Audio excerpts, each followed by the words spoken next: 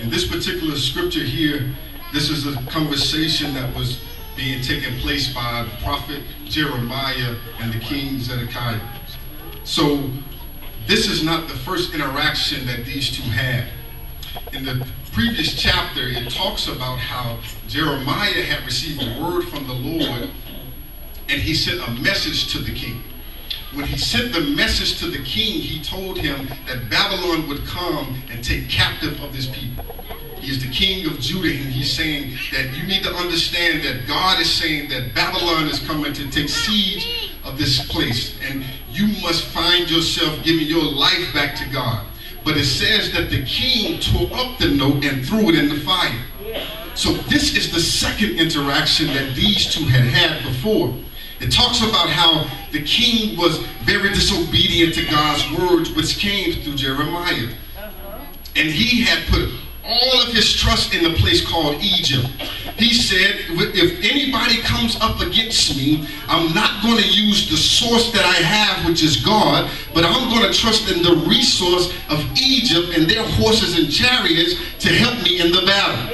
Now, I don't know about you, but it's one thing to have your trust in resources and not in God, and then when the resources are gone, you find yourself crawling back to God, asking him to help you. But there is another thing when you trust in God and you have resources, and when the resources are gone, you still don't fall under the pressure because you've been trusting God the whole time. So now I find myself encouraging the people of God to say in 2014, trouble may come your way.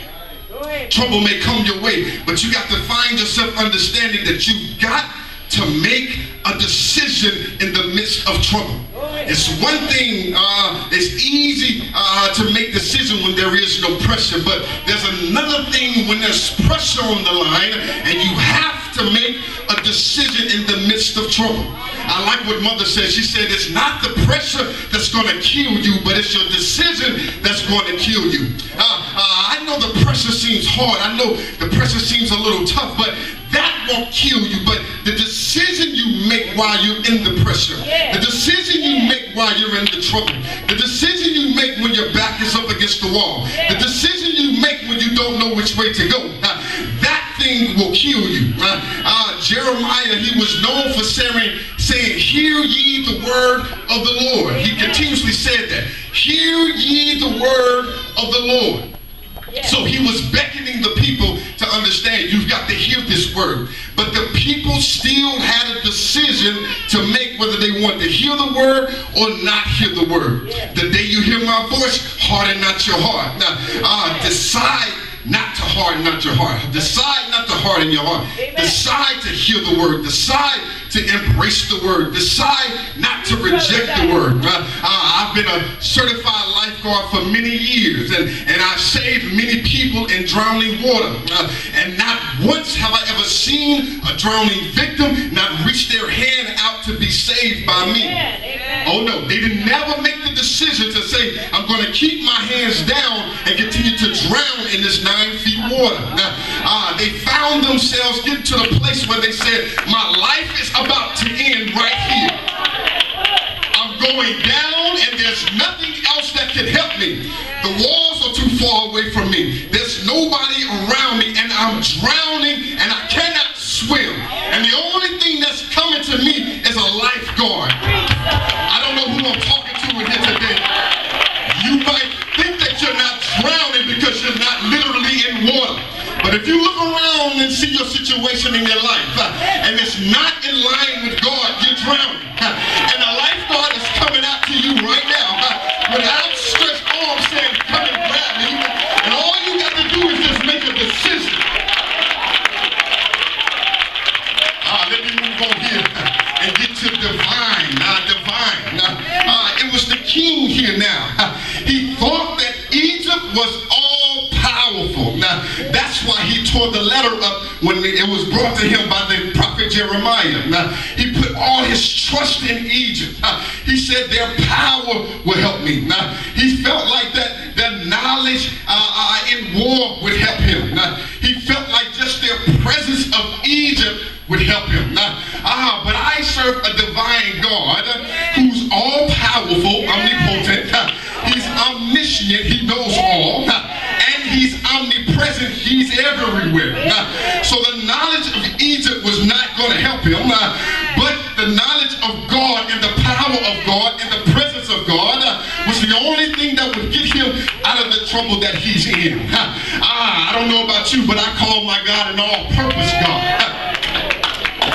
Because anytime I spill and mess something up, I can take my all-purpose God and put it on the spill that I made to clean up the mess that I made. Because he's omnipotent, he's omnipresent, and he's omniscient. I saw this year how God was omnipresent.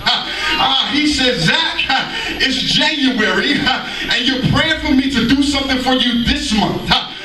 But understand this, in March you're going to need me, but I'm already standing in March, waiting on you to get there, because I'm omnipresent. You can be in December 31st, and God can be standing in July 2014. He's just waiting on you to get there, and he has tissue waiting on you. When you get to July 2014, he'll be already standing there next to your bed to give you the tissue because you start crying all night. And he'll say, weeping may endure for a night, but joy. I know you're in December 31st right now, but in August 2015, he's going to have the blood waiting on you there, because he knows by the time you get there and the car accident happens, you're going to need the blood to cover your whole body. He's going to say, I'll prove to you I'm already omnipresent. I'm standing there waiting on you in the time of trouble. My last one is destiny. Joachim, the king, if he understand that Jeremiah said, listen, king, if you would adhere to the word of the Lord, he said, king, if you stay here, then you will surely be in captive. He said, but if you move,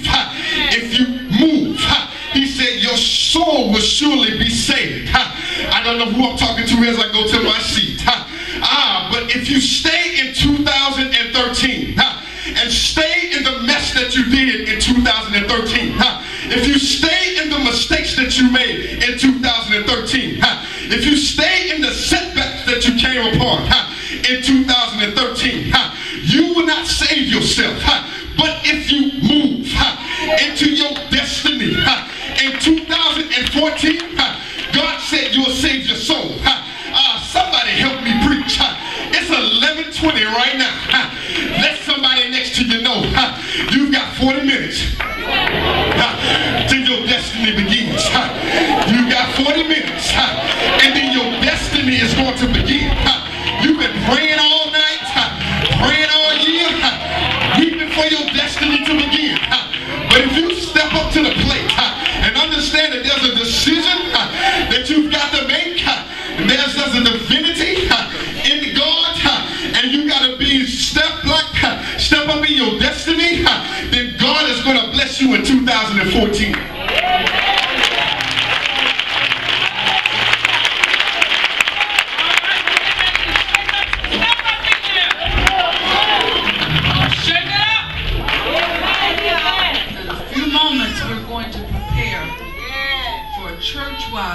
Church-wide altar call. And while we're preparing, and while the choir is getting ready to do a song, we're going to ask the women of Jubilee Choir and the young adults to make their way up.